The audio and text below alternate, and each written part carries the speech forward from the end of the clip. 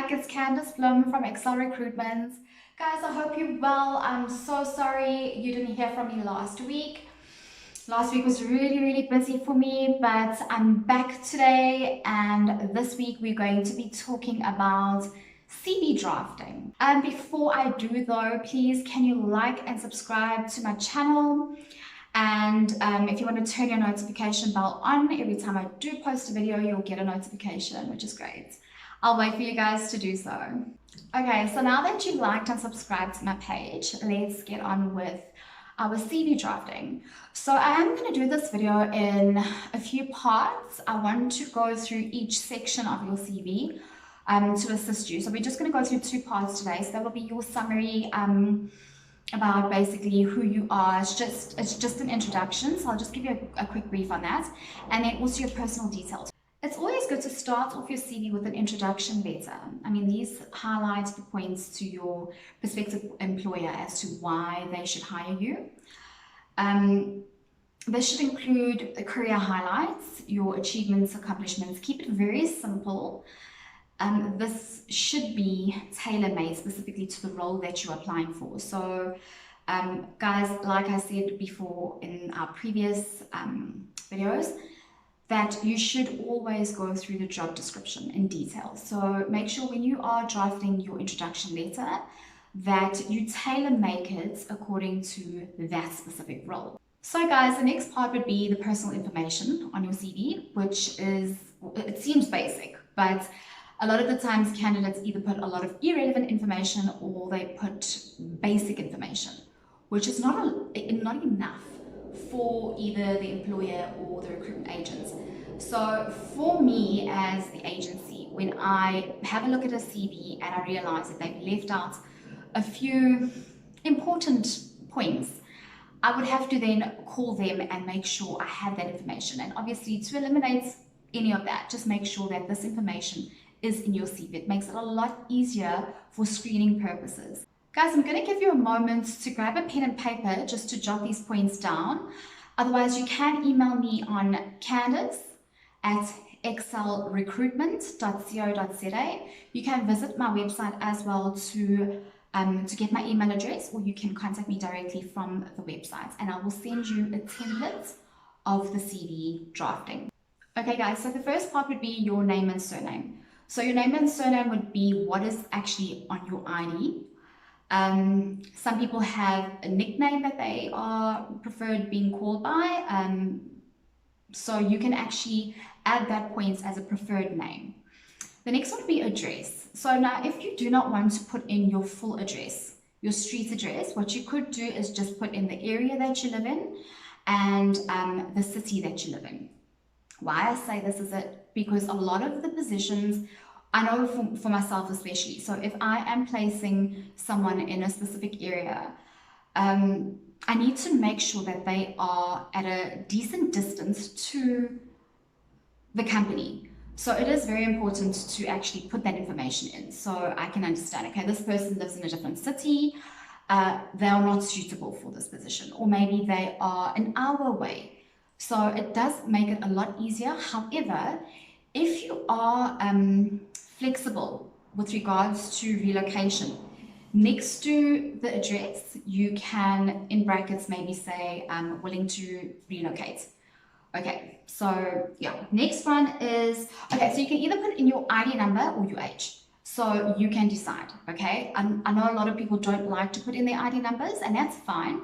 We can request those documents obviously later in the interviewing process, but we need to understand age, okay? So you can put in your age or your birth date, whatever is best for you. The reason why as well we ask the ID number is because sometimes you may not be a South African. So even adding your nationality, so whether you're South African or, you know, Zimbabwean or whatever the case is, you put in either your ID number. If you obviously do not have a South African ID number, then you can put in your nationality, all right? And obviously then you have to specify whether you do have a work permit to work in South Africa. Okay, yeah, normal thing is your contact number. So you put in your contact number and you also put in an alternative contact number. So if you do not have like a home telephone. Maybe you want to put in your wife or your husband or your mother or your father's contact number. If we cannot get a hold of you, it is always best to put in another contact number, especially if there's an interview that you need to attend on the day that the person calls you. So, you know, it is best to actually just put that in. Another thing is your email address. It may be different from the email address that you send your CV from. So put in your email address as well. Okay, language. Language is an important one actually, because you know, a lot of people just say English and maybe Afrikaans, but Afrikaans might not be a language that you maybe can read or that you can write. Maybe you can speak it. So you must be specific as to, if it's just English, you say read, write, speak English. If there are any other languages, add that, read, write, and speak. Very, very important. Okay, next one would be, okay, your gender. So I know it does sound insane to have to put your gender, because a lot of names you can kind of figure out whether it's a male or a female. However, we must understand that there are names that are not gender specific. So it would be advisable to put in your gender just to make it helpful for the recruitment agent, all right? The next one is your criminal record. So guys, we do those checks. However, it is best to put in your criminal record and make sure you are as honest as possible. Another thing is your driver's license. So put in your driver's license, whether you've got one or not, you can specify, but also if you do have a driver's license, say what code of driver's license you have, because like I say, there are specific roles that maybe need a PDP license, or whatever the case is. So be specific as to what code license you have.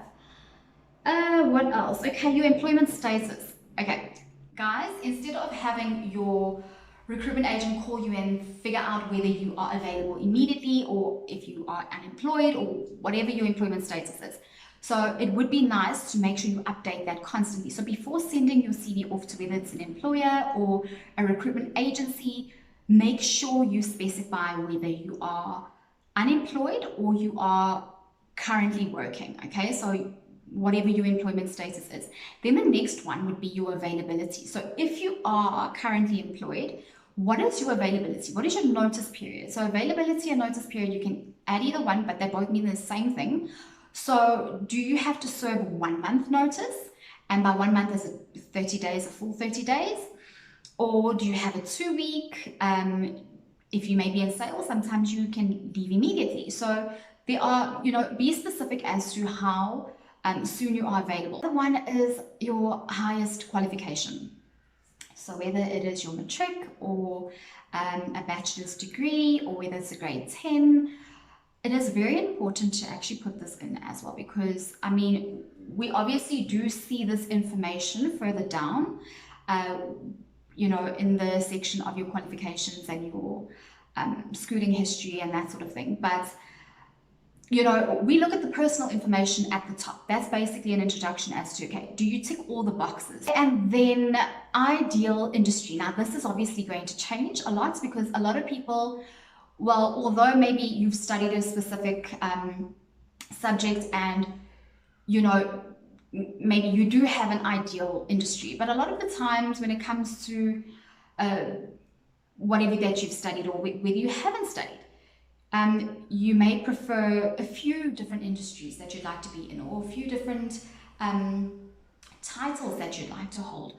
So remember, this has to be specific to the role that you're applying for. So if it is admin, you're going to say your specific role would be, the specific industry would be admin, maybe in the petroleum industry or the retail industry, or whatever the case is. So, it is nice to have that in your CV, but remember to edit your CV every single time you apply for a specific position.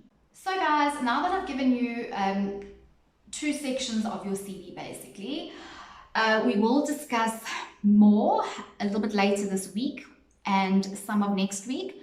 Like I said to you, I would like to dissect each section of your CV and give you a bit more information as to how to draft it.